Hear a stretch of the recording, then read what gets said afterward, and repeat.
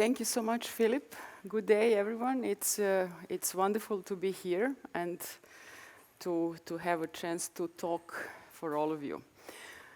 The talk is titled, as you can see, Eclipse Beyond the Limits of the City, and it has 4 parts. I will first introduce this idea or the metaphor of the eclipse. I will then talk about 2, let's say, large bodies of strands of our work, the hinterland and the countryside. And lastly, I will give a couple of thoughts on how we might be, let's say, better urbanists in the future.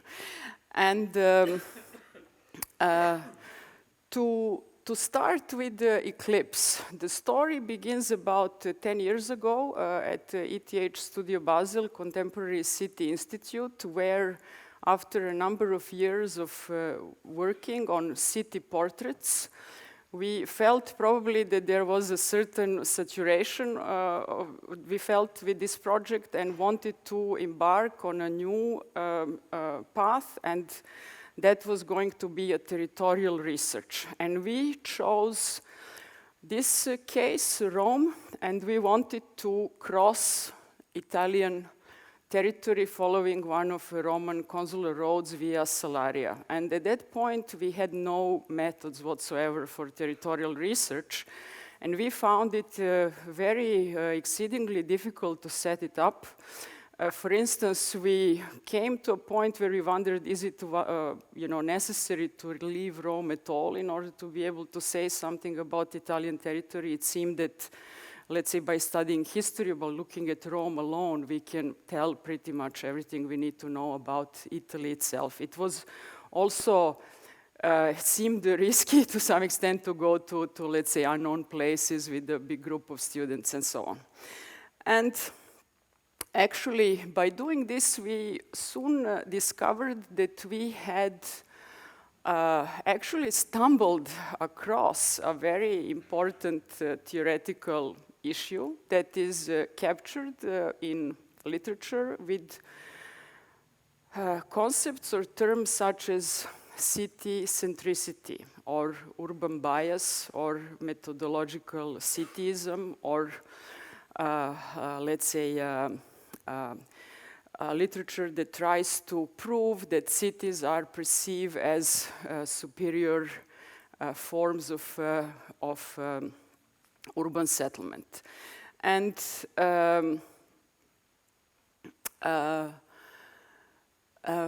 we, in order to counter this problem, and we believe that this is indeed true, that our culture is probably systematically biased towards cities, and that this includes,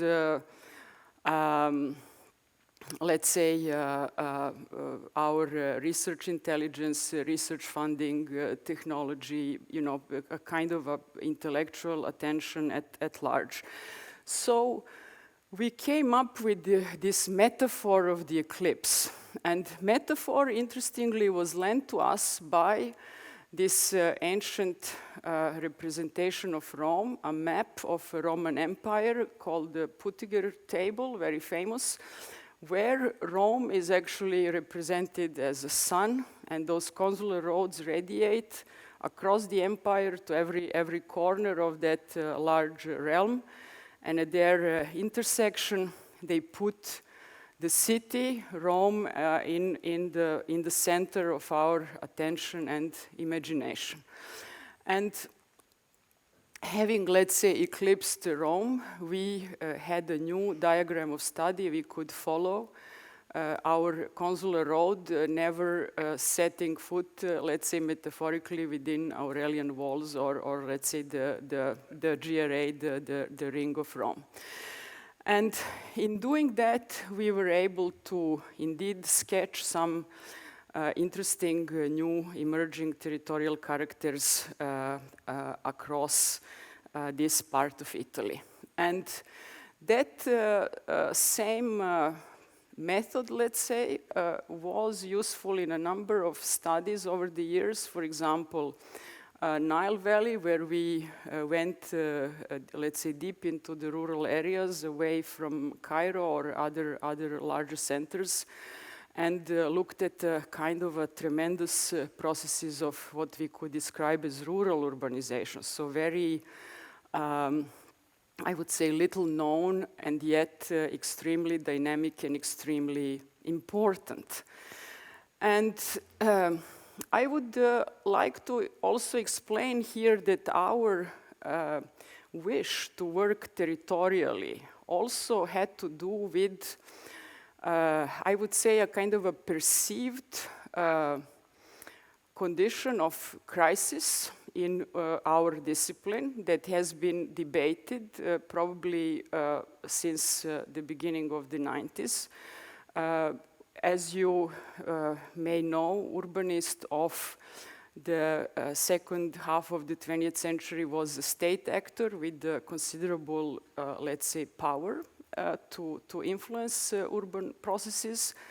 And with, let's say, a change into market economy, that position was considerably changed. The other aspect of that, let's say, perceived weakening of the discipline also had to do with, or has to do with, simply the overwhelming character of urbanization processes. And Rem Koolhaas had a nice sentence about this that I will try to paraphrase. In his text, Whatever Happened to Urbanism, he says something like, how it is interesting or it is astonishing that urbanism as a discipline ceased to exist precisely at the same moment when urbanization process, after decades of constant acceleration, became our defining condition worldwide. And so to bring it together, territory was in a way an intuition that through this type of work we would, let's say, be able to also in a way open a kind of a new and fruitful dimension in doing urban research. So I will show these two strands of work as I announced, one of them on the hinterland. And Singapore was ideally suited for such a study. Let me say something about the concept of the hinterland. It does not have the same meaning as territory, but hinterland is a kind of territory, right? It is a type of territory, or it is one way of looking at territory where we say that hinterland is a territory of economical incorporation of land and resources into the given center of power or an urban center. And Singapore, in a way, also gave us this topic, like Rome gave us the eclipse. It was really an ideal case because it is a city-state and it has no natural resources whatsoever. And we again applied the metaphor of the eclipse. This meant not only in a way eclipsing the center as a kind of exclusive object of study, but also eclipsing certain kinds of representation of urbanity and kind of especially this kind of spectacularization of Singapore that is very present. And by doing that and let's say stepping back and looking at the Singapore from the outside, so to speak, we were able then to suddenly see a number of very interesting spaces and phenomena, such as this incredible territory of global shipping that extends in front of Singapore along the Singapore Strait and along the Strait of Malacca. So it's one of the most constricted, it's actually the most constricted shipping route, shipping passage on the globe. And the 90% of the world's traded goods pass along this channel every year. So, as I mentioned, Singapore is profoundly dense. It has no natural resources. It is around 10 times density the canton of Zürich. Just try to visualize that. It is profoundly enclosed. We compared it to West Berlin in terms of border crossings. It's even more enclosed. However, for such a study on the hinterland phenomena, this is a very opportune situation because this makes it, let's say, possible to even physically be present on a certain locations and experience or have the sense of how the, let's say, goods and people are crossing the border and what is involved. And another important dimension or reality is or has been emerging since the 1980s when actually Singapore, that has been one of the 4 Asian tigers whose, let's say, economic boom was based on industrial manufacturing, began outsourcing parts of that industrial manufacturing across the border into those neighboring territories in Malaysia, Indonesia, namely Johor and Batam. And those industrial parks that were created under Singapore's supervision attracted huge labor migrations from other parts of the country and in fact triggering a tremendous urbanization process. So we are looking today again at a kind of a little known reality in which cities that most of you probably haven't heard of, Johor Bahru and Batam, each have close to 1.5 million people and continue growing. And it's even more interesting that by 2030, their working population will be nearly the same as the working population of Singapore. So we are looking at a dynamic, let's say, region of more equal cities in a very near future.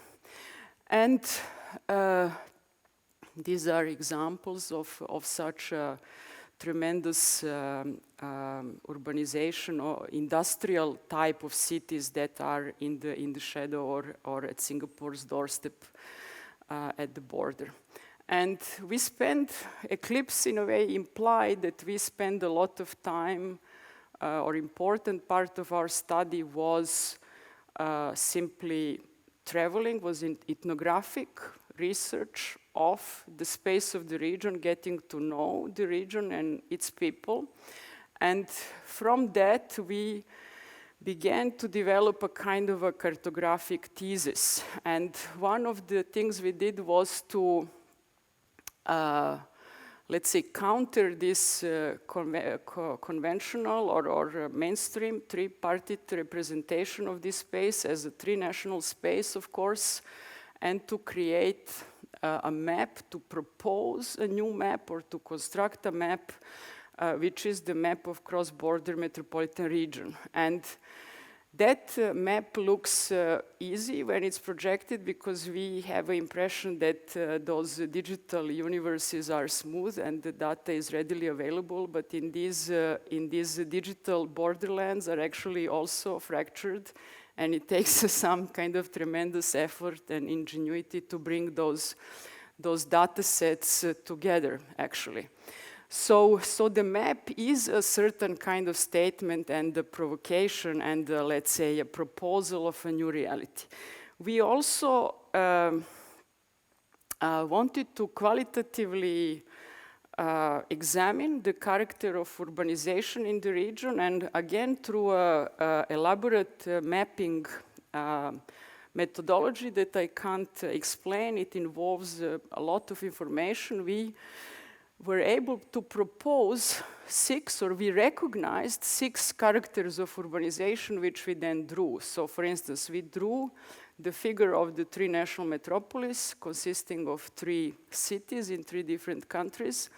The other interesting space is urbanized sea and air. This is the space of shipping and logistics and belonging industries, especially the petrochemicals that occupy coastal areas.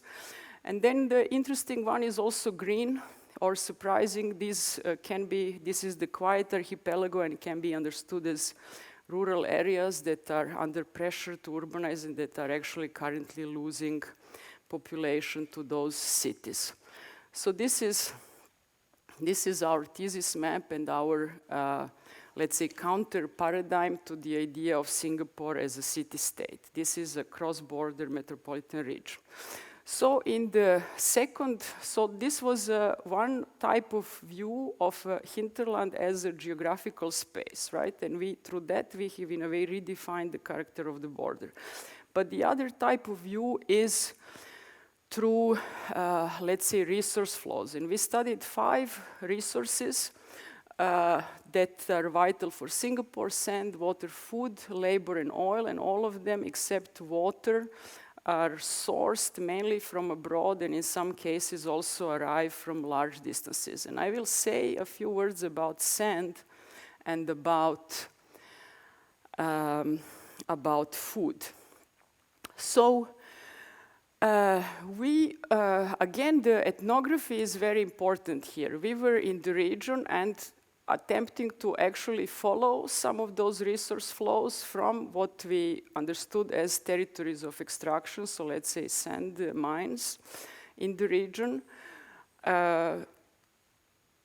along, we could say, the infrastructures of resource flows. In this case, this is the water transport of sand across the strait on barges usually, and then to what we call the territories of accumulation in the sites such as those sand depots or land reclamation, where most of the sand which is imported in Singapore is being used. This is the main sand gate, a site that is otherwise inaccessible and also not visible on Google Earth, and we try to kind of understand how it works also.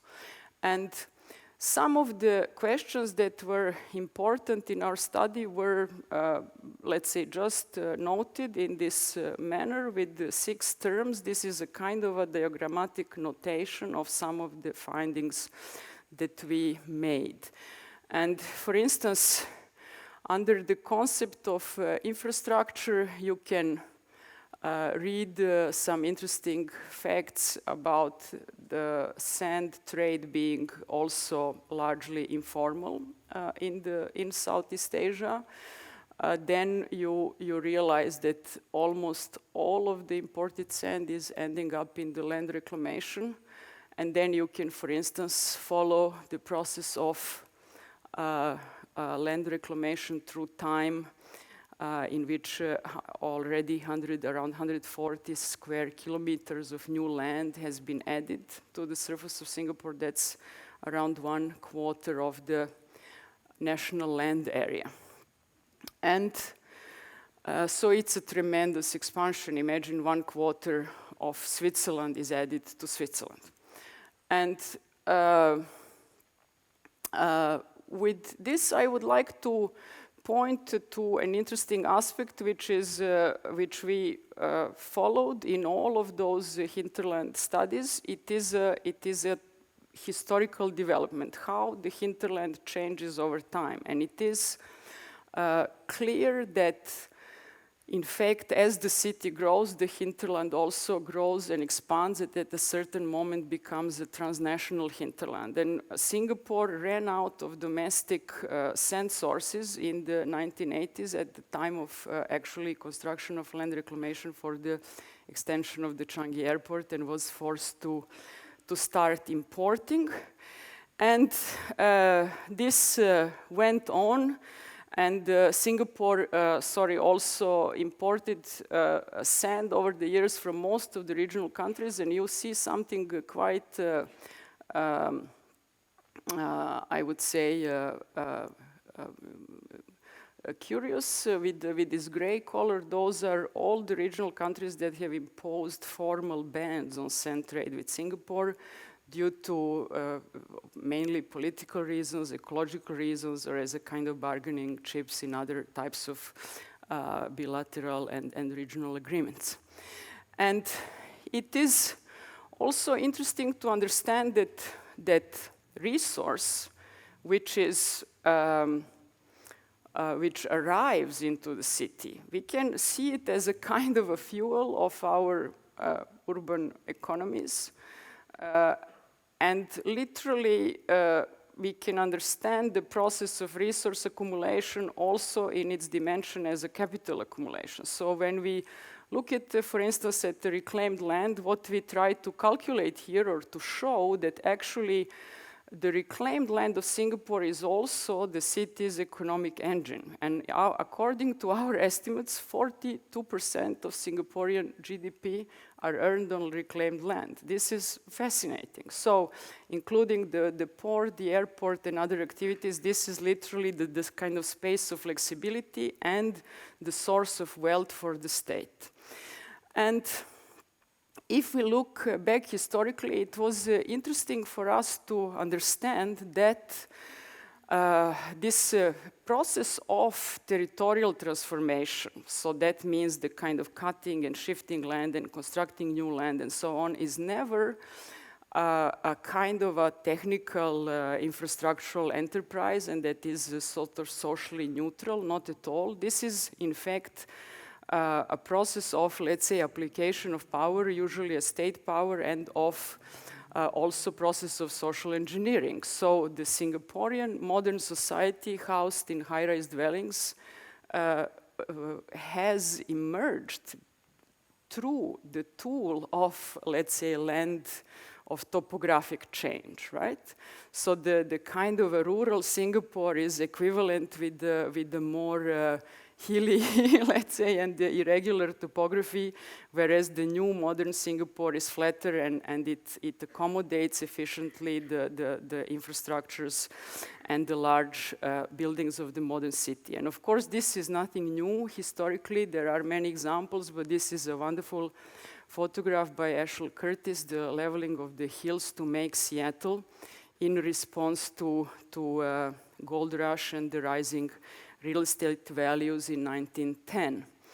And we did a quite interesting, let's say, experiment here. We were able to actually reconstruct the topographies of the entire land area, or actually the entire national territory of Singapore at two moments in time, 1924 and 2012, so 90 years apart. This is the entire period of modernization. We could look at the effects of, let's say, industrial modernization on Singaporean topography, and we, when you see those height lines that are produced mainly through this technique, cut and fill, and then also by importing a lot of sand from abroad, you see a kind of a tremendous change. And it's again an interesting process. It's not easy to do, but it's possible to digitize historical topographic maps by a lot of let's say, manual work.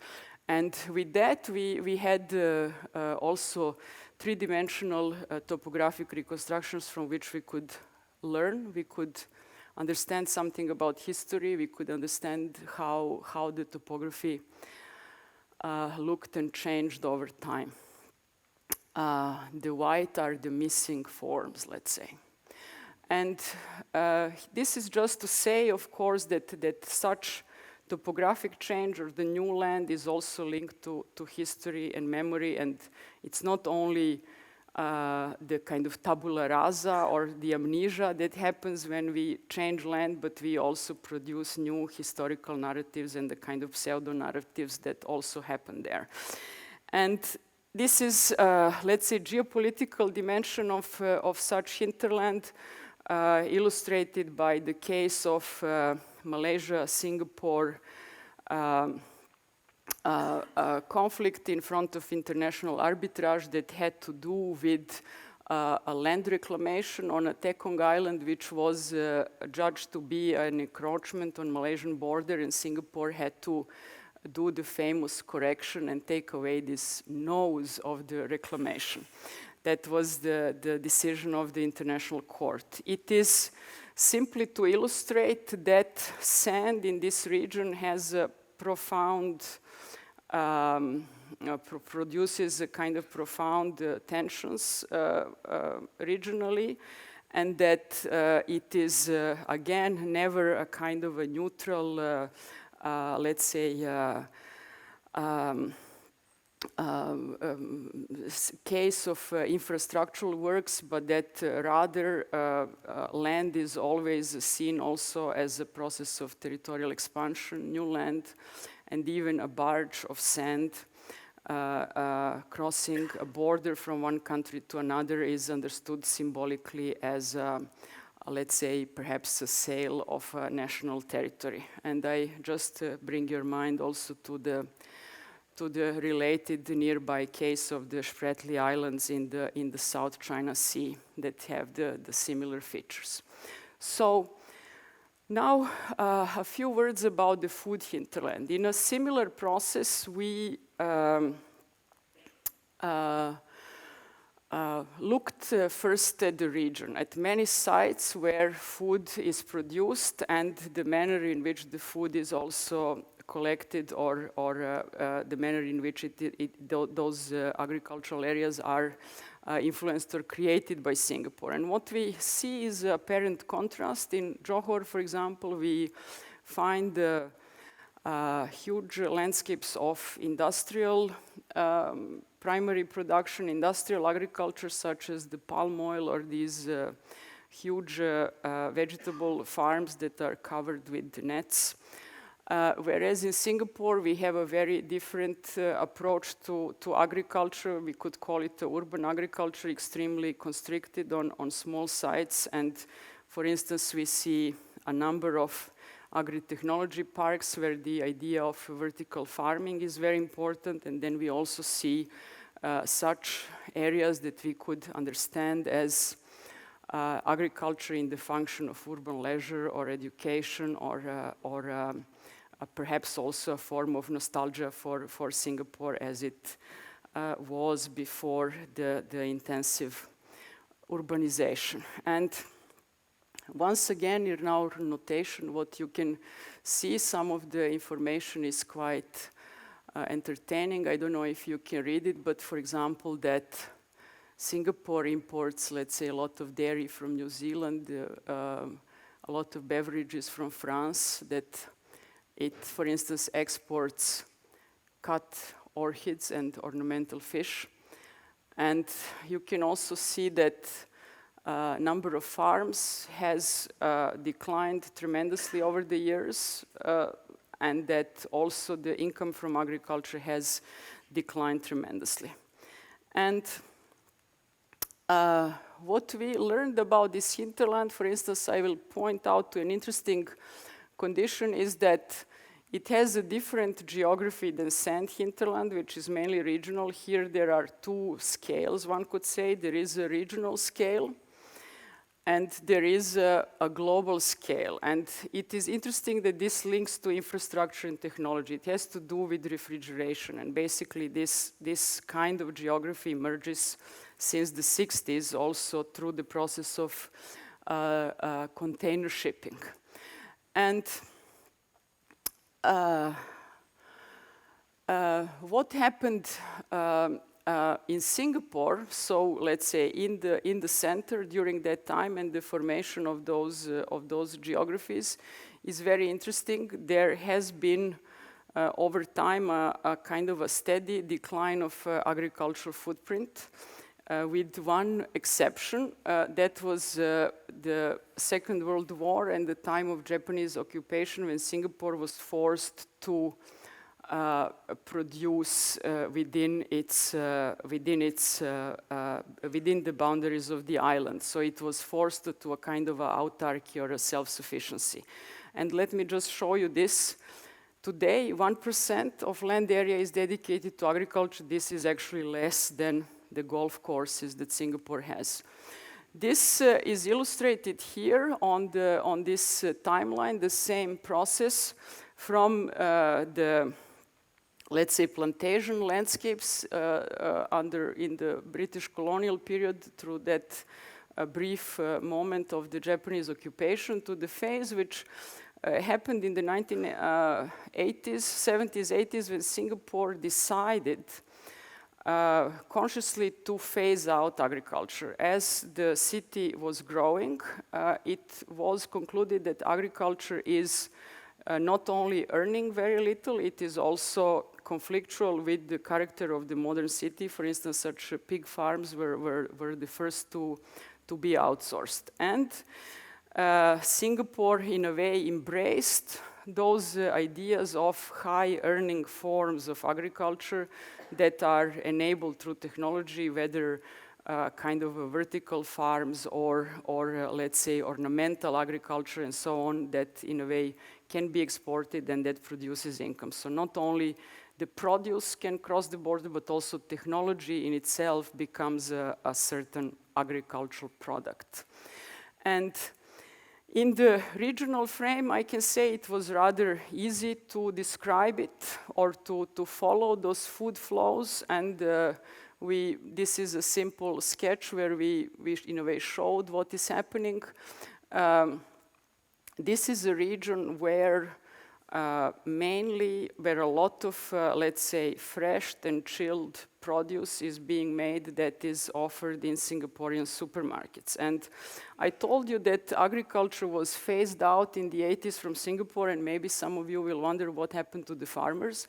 Well, they went to Johor and supported by, let's say, contracts and incentives by both governments, and set up large farms with secure contracts to Singaporean, let's say, consumers, and also with their legal addresses in Singapore, so they are able to produce and to export various agricultural products under Singaporean brands. So these are two brothers of the Hockey Orchid Nursery in Johor, and a scene from their workshop, and they were very actually helpful in our research.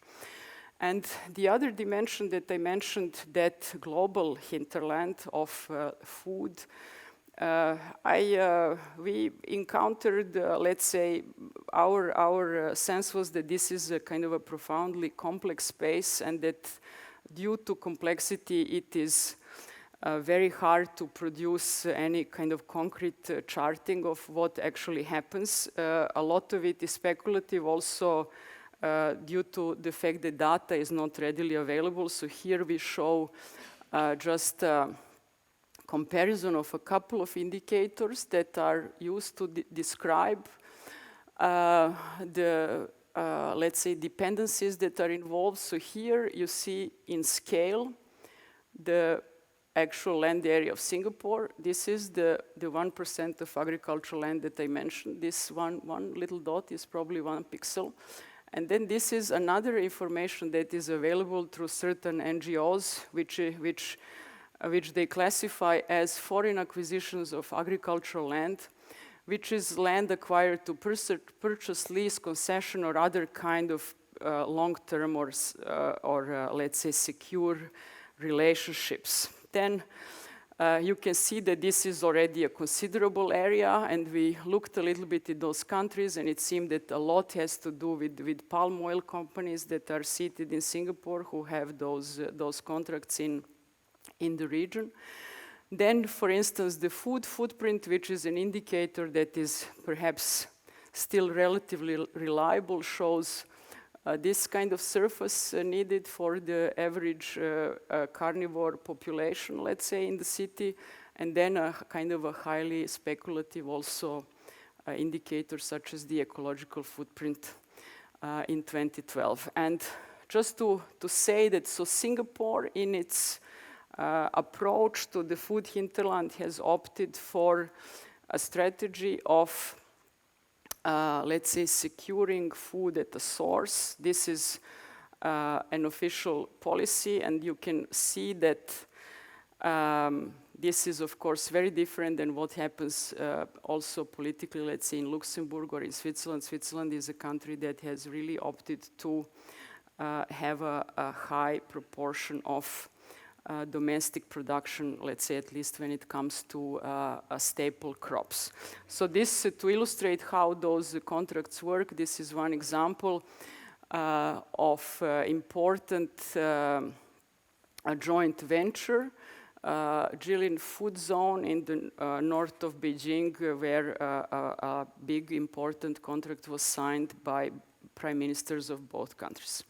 So, to conclude in a couple of words about the hinterland. So when we do this observation, on the one hand there is a region, on the other hand there is the idea of hinterland described through the problematic of resources. And we learned from a philosopher, Jean Gottman, that this is not simply a kind of a difference in scale, that this is an enduring dilemma of political geography, whether we want our cities to be, let's say, smaller, more self-sufficient, more locally oriented, inward-looking, and so on, or whether we want our cities to be global, pluralistic, open to all manner of trade and exchange and so on.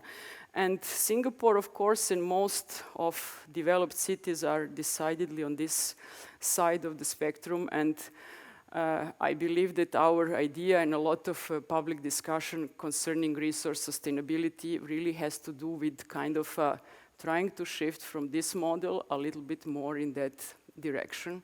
So cities should be a little bit more Platonic and a little bit less Alexandrine, so to speak.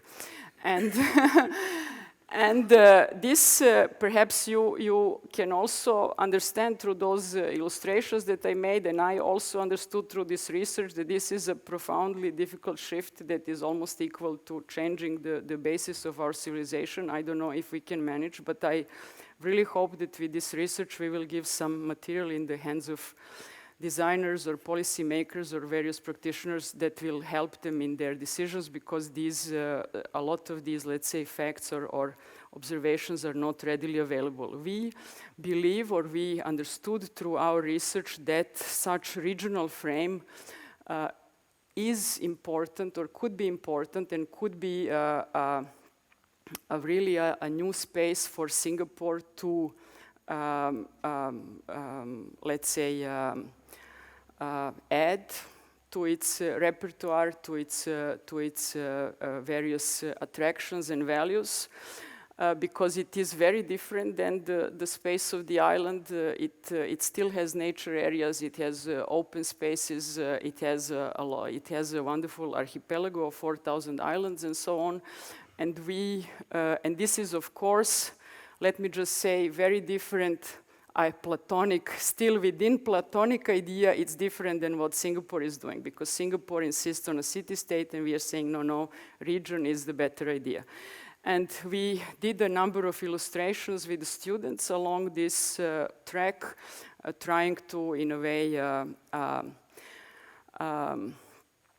bring the region and probably the space of the Singapore Strait into the kind of domain of public discussion. And I go with some speed to the topic of the countryside, our second body of work, and I'll be speaking about Arcadia and Loch Lomond. And before I do that, let me say why are we interested in the countryside as another kind of territory, you know, that is different than the hinterland. It's perhaps a historical dimension of territory. And this example of Siena, Palazzo Pubblico, where a famous fresco, proto-Renaissance fresco, is displayed, gives a kind of an interesting illustration of why countryside would be interesting. This is a moment when city and countryside were portrayed together by the artist. It is taught for the first time in art history. And this, the artist shows a number of virtues of good governance through which he wants to give a kind of a didactic message to the councillors of Siena that were meeting in the very room. And in a way, the message is, here are your ethical virtues, and you govern well. The city and the countryside should be in balance and should be seen together.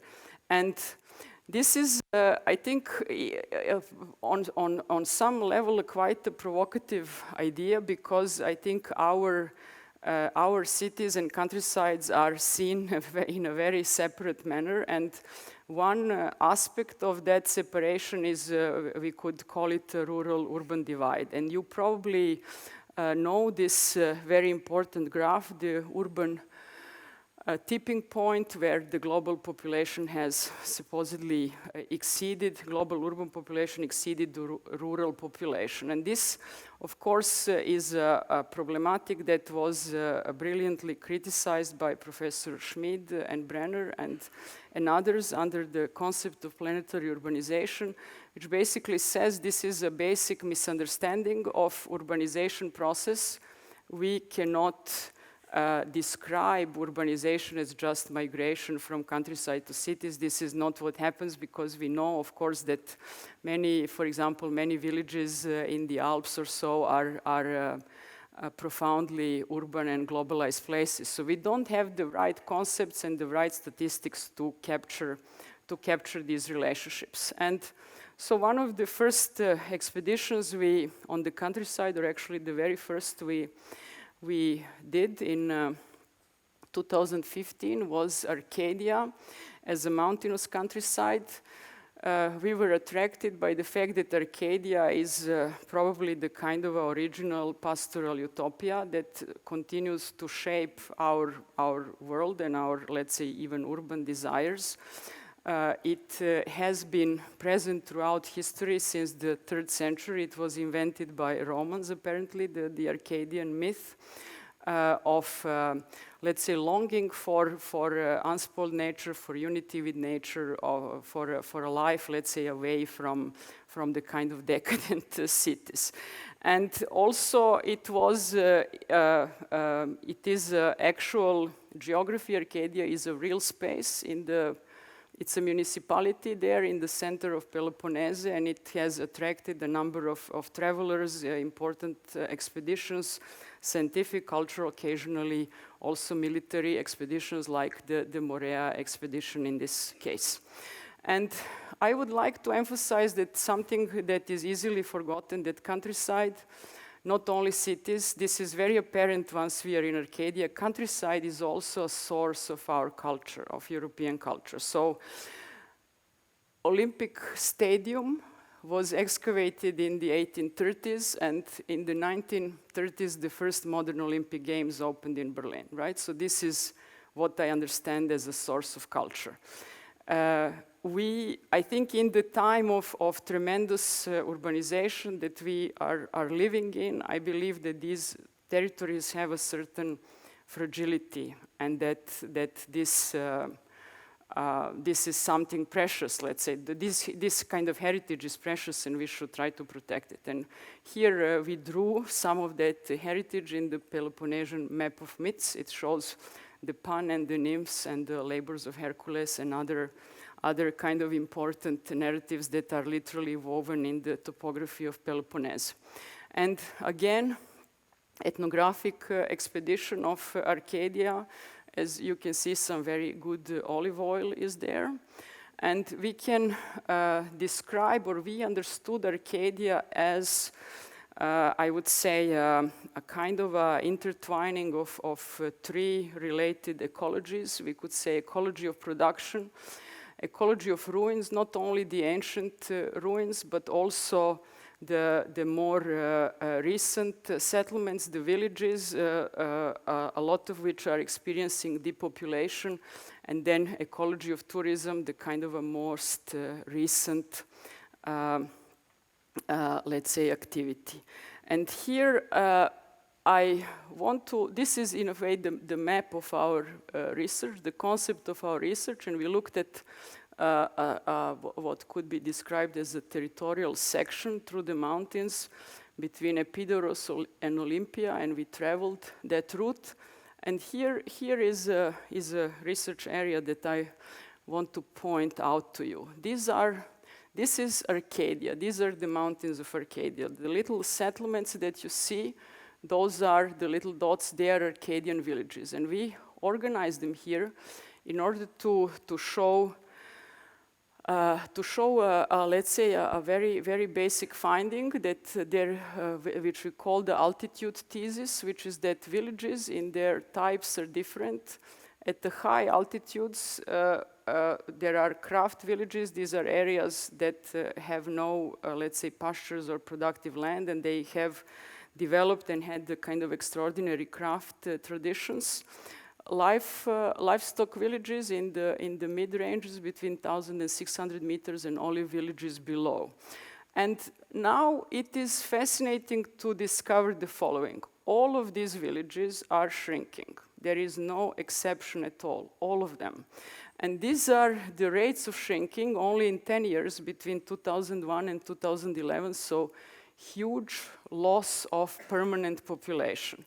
And if you look, these are the villages that are in a way reinvented through tourism, and they are also shrinking. So this, let's say, the tourist economy or even the olive oil economy, so the kind of health of economy does not mean that the population can be preserved in situ. So this was our, in a way, important finding that there is let's say, a new logic developing that has to do with the kind of a seasonal demography, a kind of a new pendulum in which those countrysides really become, in a way, part of the extended geography of cities through movement and what we call the tidal inhabitation. So there is a summer peak which involves the families from the city, tourists, weekenders, and then there is the harvest peak which also involves the migrant workers. And the number of the permanent population is declining, so we are probably going to see the future, and I believe this is an important task of design as well, to involve these settlements into our conception of the urban, because they clearly are, and to consider them as a topic of our work. And with students, we did a couple of projects along these lines. Eleopolis, the idea of slow living and working in olive groves for people who like to be away from the cities, who are, let's say, the modern Arcadians. Or Arcadian pastures understood as productive commons, so the project of, let's say, land melioration and so forth, that are also known in Switzerland. And I'm not sure if I have enough time to tell you very much in detail about Lac Lemon. This was our second case, and it's a very different than Arcadia. It is also deeply kind of rooted in European cultural map. We could describe it as a space of convergence. That's a very different kind of space, convergence of winds, of religions, of political ideas, let's say, networks of international trade and so on, a profoundly international place. Some of the highlights of our expedition, so for example, CERN or the vineyards of Lavaux. And what we debated a lot there was the kind of a coaction or contradiction between two forces. What was apparent was, on the one hand, the wish to protect cultural landscapes. We have encountered a number of sites and also very stringent kind of system of laws that protect. On the other hand, countryside is also the picturesque landscape. There is the force of attraction of that landscape is large. So in a way, these are the kind of mutually contradictory forces. On the one hand, we desperately want to protect these landscapes. On the other hand, we want to desperately live there. So we recognized this is the footprint of the Lemon Metropolis. And here you see a very interesting condition. This is the metropolis and the agricultural area compete with each other on the same space. And we created a number of sites or selected a number of sites where precisely, I would say again, through that idea of the eclipse, let's say we left out Geneva, left out Lausanne, Montreux, Evian, Thonon, and precisely looked at those in between and a kind of more ambiguous areas in between those large centers. We were interested in the mixture of that urban footprint with agriculture, and we were also interested in what happens with the existing structures of governance, namely the commune. So we were looking quite closely at these topics. And I want to show you, actually tell a few words about Geneva, or the let's say, outskirts of Geneva. So I mentioned that the laws of landscape protection are extremely strong. So for example, on the left-hand side, you see a map of the crop rotation areas. These are the kind of hardest contours under Swiss territorial laws, and it is impossible to expand the city over those, let's say, yellow footprints. It has been implemented since 1992, and it has to do with the idea of Swiss self-sufficiency in the situation of crisis or food shortages.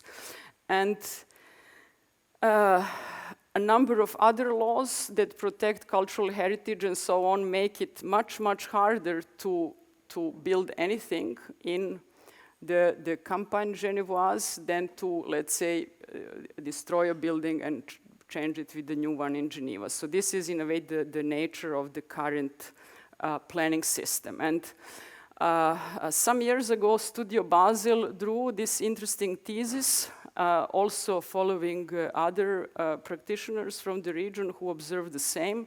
There are, in fact, two Genevas. One is the actual central city, which is surrounded by the green countryside, and then there is the other Geneva, or sometimes called Geneva Minors, that is kind of exported across the border.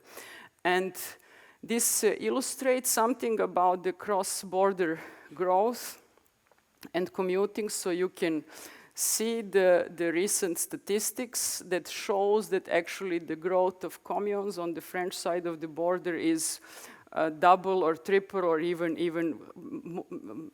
extremely higher than those communes on the Genevan side of the border. It shows, that the number of commuters living in France is extremely high, and it almost in the entire Bassin Genevoise, it kind of reaches 40%. So Geneva is a center for a very large number of people. In some cases, 400,000 people cross the border every day. And here you see that in fact, the growth of central Geneva and the Grand Geneva is projected in this manner. So in fact, the Geneva in the future really relies on the ability of French countryside to absorb growth. And this is one more aspect which is interesting. We call it the last farmers of Campagne Genevoise. In fact, it is common for whole Switzerland. The proportion of agricultural workers in such areas or in European agriculture at all is extremely low. It's somewhere around 3 or 4%, right? So we have, in fact, villages that are profoundly urban. There are no farmers anymore to speak of. So in one commune called Bardonnay, we counted precisely 6 farmers, and this is a fully agricultural commune. So we observed, and this is captured through these sketches, that there are certain contradictions of that development of protection and densification, that densification understood as this idea of inner city or compact city is also opposed, and it is challenged as an idea which is detrimental and sometimes really goes against urban values. So big buildings are put in neighborhood parks, or kind of historical buildings are replaced with new ones and so on, something that the Genevans don't like. But there is also this other phenomenon, which is, I would say, a kind of a quiet or soft occupation of the countryside by various urban uses, that may have to do with public space or leisure or various other activities. So we described, in fact, or came to the idea of a model in which urban and rural are certainly not opposed to each other. So once again, they are in a close continuum. But in Arcadia, we have seen a kind of a pendulum. But what we see here is that let's say, the urban is, I would say, concealed beneath the kind of very elaborately staged appearance of the rural, and that sketch wants to give that message. So again, with students, several sketches. Agripelago is a project for public space in the productive fields, or Bocage Metropolis is a vision for entire Genevian agglomeration, where we would, let's say, consider the metropolis as a kind of a possibility for a new and more ecological type of, let's say, continuous growth. And this is something that we are working on, a new territorial hypothesis for Lac Léman. And with this, I want to conclude on this aspect. So what we are trying to say are essentially three things: that urban-rural divide is not functional anymore, that the figures that are interesting figures for territorial planning are metropolitan regions, so they are larger than cities and they are more complex than cities, and we need to really develop, I would say, tools and approaches to work with them. So in a way, metropolitan regions are the new cities of our time as a kind of topics of our work. And then there are, of course, also a number of other types, let's call it a kind of Arcadias or shrinking countrysides that we should also become more literate and more skillful about. And I would also say that the problem that exists is clearly that the current structures of governance don't match this reality at all. So the communes or even cantons are not, in a way, responding to this scale and the character of urban networks, and that this, I think, remains a challenge that, hopefully also this kind of work can in a way help perhaps transform. So this is a little sketch of what we might do in the future. A number of different sites. So we did Arcadia, Lac Léman. Now we are working also in the metropolitan area of Belgrade. And sorry, I want to conclude with 3 sentences. So how might we imagine a better urbanist in the future? So I would say it's somebody who works critically and interdisciplinary, and I would say somebody who is able to integrate various voices in the territory. Territory is, we learned from André Corbo, who described it as a polysemantic concept, so essentially a kind of orchestration of voices. It is our ultimate creation, but there are as many views, Corbo says, of territory as there are professions dealing with it. Territory of the jurist is different than a territory of the botanist or territory of the artist or the planner and so on, and I think the role of design is to try to create that synthesis. And I think there is this kind of elusive synthesis or interdisciplinary connection between design and science that is expressed in figures such as, or captured by figures such as Doxiadis and Buckminster Fuller, and I would propose that in order to work interdisciplinary and be designers and scientists at the same time, we can perhaps look at those precedents. Then the other point, I would have design as soft power. This is quite important because, as I mentioned, urbanist today is not such a powerful figure as Doxiadis was or as Buckminster Fuller was, so they were kind of players, political players with considerable weight. This is not the issue, it is not simply our reality anymore, but I think that we do have an opportunity, and I think that we have perhaps with our work even in Singapore achieved, let's say, situations where the work is delivered simply into the public space and it has contributed, I believe, to the shifting terms of debate. So after revealing the region, after studying the region, I think there is now a small following, and that is quite important, and I think this work helps change things.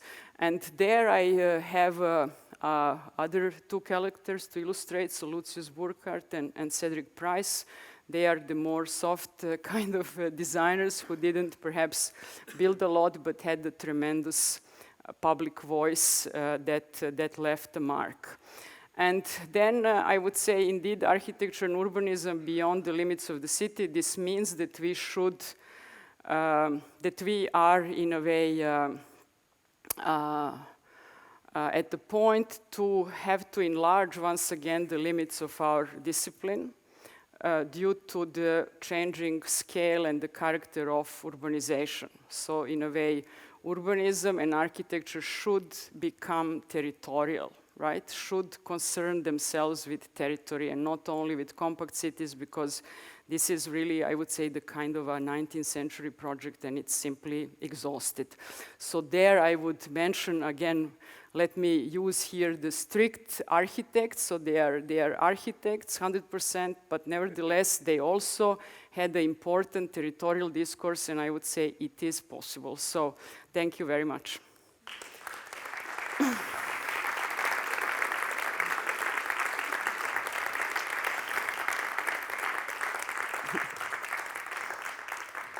Thank you very much, Milica, for this very clear presentation of your research in the last couple of years, your teaching, your outlook, and your goals. We have now a couple of minutes for questions and comments. Frederick. Naive comment as a non-architect. Oh yes, microphone, please. So I have a naive comment as a non-architect. So what I saw beautifully in your talk is the descriptive part. Mm-hmm. You see what's happening, you describe it, and you mm-hmm. show it very well. Mm-hmm. And then what does the architect do? I imagine you're burning to do something to change Singapore from what mm-hmm. you have seen. So mm-hmm. what do you do, and how can you do what you think is reasonable? Mm-hmm. Just I'm a chemist, yeah. So it is. I think that many projects are possible, right? That this brief of Singapore seen as a three-national region is extremely broad, right? You can make, let's say, urban design capturing this mentality. You can make large plans. You can make projects for the sea. You can treat land reclamation differently. So in a way, there are many possible briefs that are captured in this, what I believe is a kind of a large paradigm change. No, so I would, in a way, approach Singapore differently, having this new frame or a new mindset also as a designer. So in a way, I'm hoping, let's say, that people see and people read what I do, and this generates further work and further research. And I believe that the work that we do is currently closer to the mentality of artistic kind of criticism that happens, that is very strong and that wants to see Singapore as a cross-border city, that wants to go a bit beyond that kind of authoritarian model and that very, very strong, dense idea of urbanity. But I think that these values are slowly also changing the priorities in let's say, the mainstream of architecture and urbanism in Singapore. So, for instance, the planning authorities, the URA, were often, present at the Future Cities Lab. Many people from the world of government and policy, and we had some highly interesting debates. Yeah, sometimes they said, you Europeans, you have time for reflection. We only build here.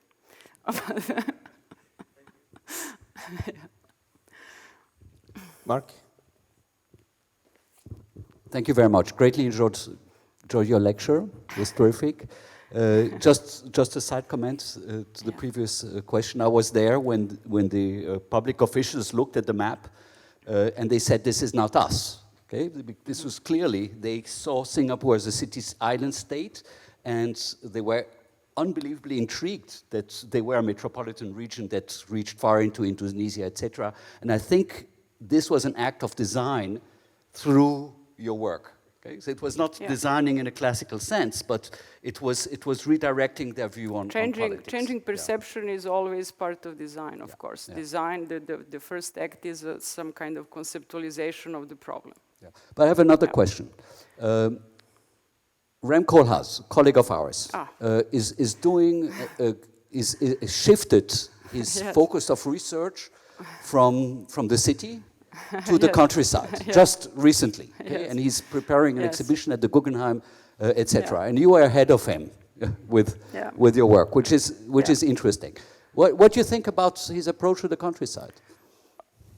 I think we are fellow architects, fellow urbanists. I really admire his work. You know, I really do. I mean, I think it's a different kind of approach because he doesn't have this, let's say, nexus with urban geography that I'm lucky to have, for instance, in the collaboration with Christian Schmidt. So his work has always been more, in a way, speculative and a little bit less grounded, but in terms of production of ideas and the kind of public provocations had, of course, a tremendous influence. And I think that, you know, for a number of years, I mean, also the Mutations exhibition, I think he was interestingly somehow restating some well-established thesis in you know, geography. For instance, the Lefebvrean society has become completely urbanized. The REM stated 30 years later or so, you know, the world is a city. Okay, well, great, but finally it arrived to architecture. I think it's good. Yeah. Thanks. Okay. I also have a question as a non-architect. So what would you say is the difference between the hinterland and the countryside? Because I understood that hinterland seems to deliver something to the bigger cities. So you could also say the countryside could deliver a recreational function to the city. So where would you see the differences, and why does it make sense to really have a complete different section for this? And one slight or small second question is, in which way do you think your work differs from what a geographer would do?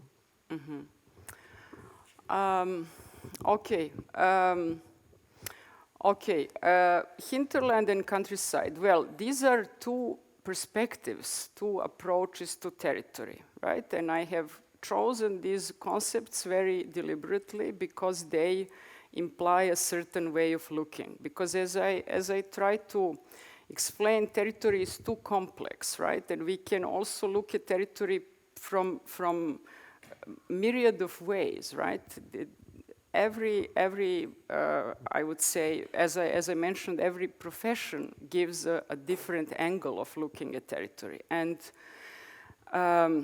hinterland gives us a way of understanding territory as a, let's say, economic space, and the space that is transformed through the process of urbanization. And we speak about the kind of ecological effects of sustainability, of resource, perhaps depletion, etc., etc. So the hinterland captures those themes.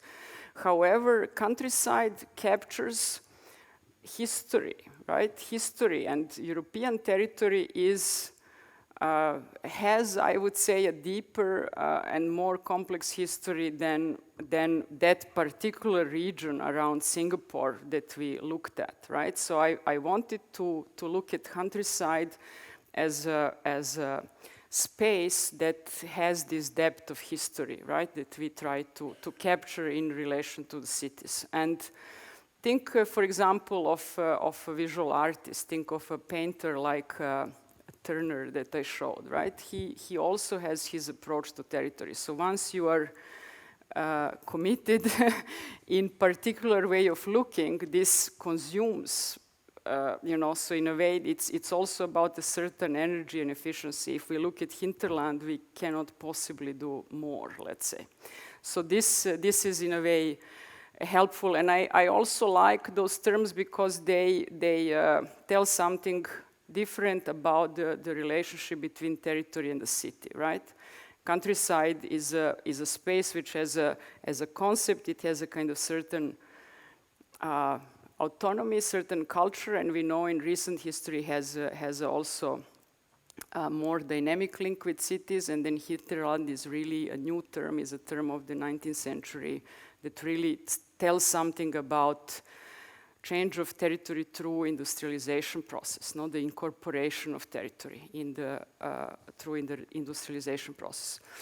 The second question, how is it different than a geographer? Well, Christian is here, and he's a great geographer, and we work together, and I would say it, I would probably say it like this.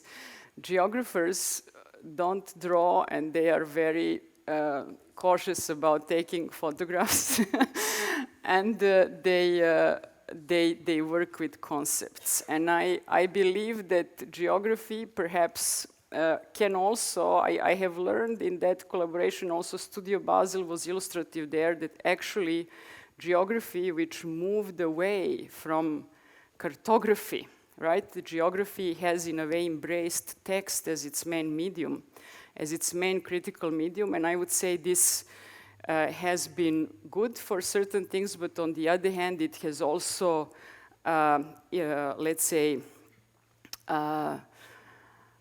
I would say it has given us the opportunity to spatialize some of their ideas, which they have, let's say, generously left.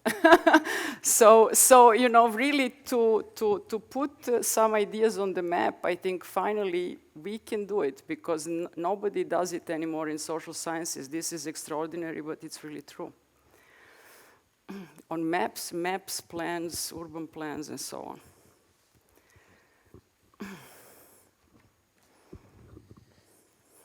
Christian Schmid. Yes, so okay, I think I have to maybe step into that debate. I see less a question, but maybe more a commentary. I mean, it is a great, I think it was a great tour d'horizon that you made from the very beginning of this kind of research. When you started to say, okay, let's leave Rome. Yes, let's leave Rome. Let's Yeah. go outside and look what happens if we cross the Apennine.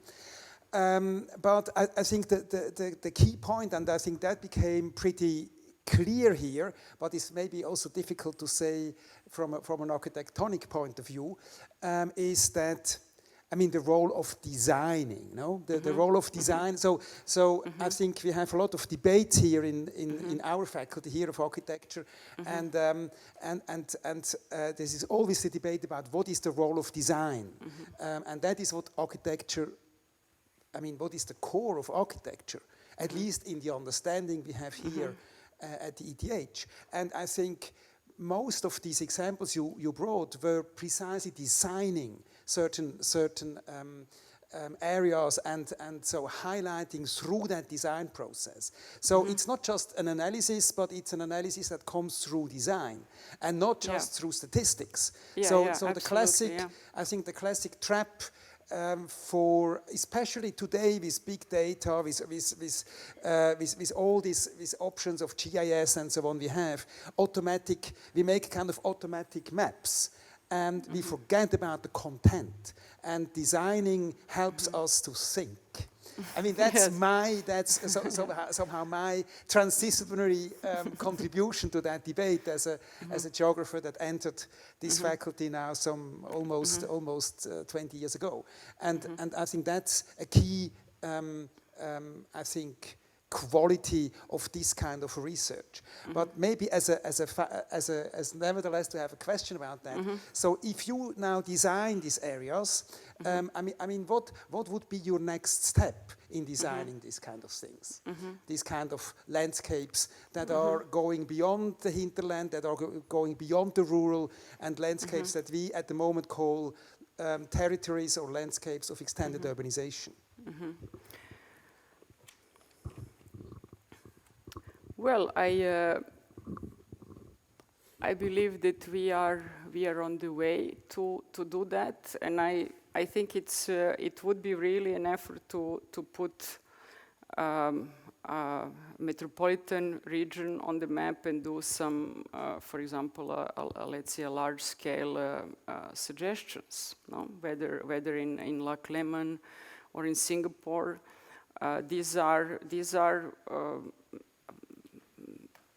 right now, I think these forms or these urban areas are not treated like that at all. They are a little bit resemble those fragmented maps and data sets that we have tried to integrate, right? So in a way, the kind of an integrative view on a large scale, right? And that I also showed in examples such as Buckminster Fuller. I mean, how to design a very large scale a sort of resource networks, energy grids, resource kind of protection schemes in large metropolitan areas. For instance, I didn't show you that Lac Lemon is not only, let's say, a space of picturesque and beautiful countryside, also one of the most important water sources of France is located there, right? Or some of the other important Evian. So, for instance, you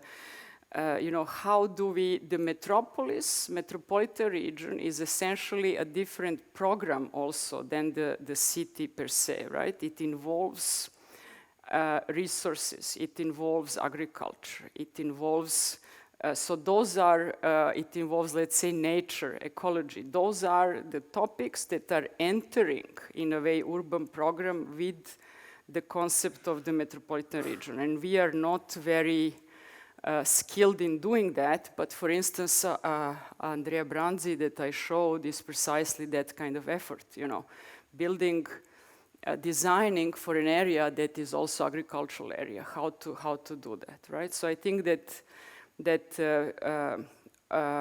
this allows, let's say, in a way, the vision is anchored at that scale of the metropolitan region, but that, as I try to explain, involves I would say many possible directions and the kind of briefs at different scales. Hello. I don't know if you agree that such sudden urban growth can provoke a nostalgic view on behalf of the inhabitants of a place. So if that's true, can this nostalgia prevent planners and designers from providing the right solutions for space, and especially in Switzerland, that inhabitants are included in the whole procedure of planning? Interesting question, and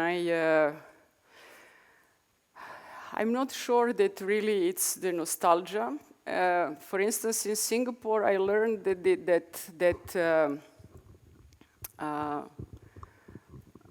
let's say, the idea of success is also profoundly motivating, right? So this is the opposite of nostalgia. So Singapore has thrived precisely on the idea that it should break with history. It should be new and every day newer and better and more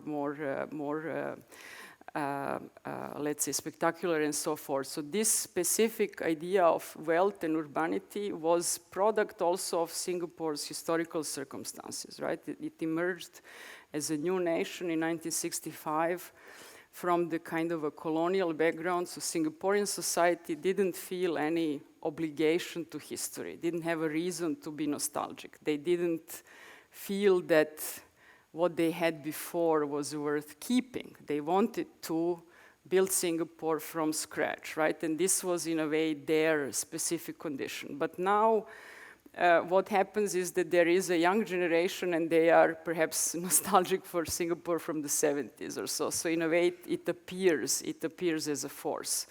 I think that, well, these are cultural questions, and I think they are specific. They are specific to various locations, to various communities. I think we have to, in a way, approach them in that very specific manner. You know, in a place where we are to consider them in a separate way.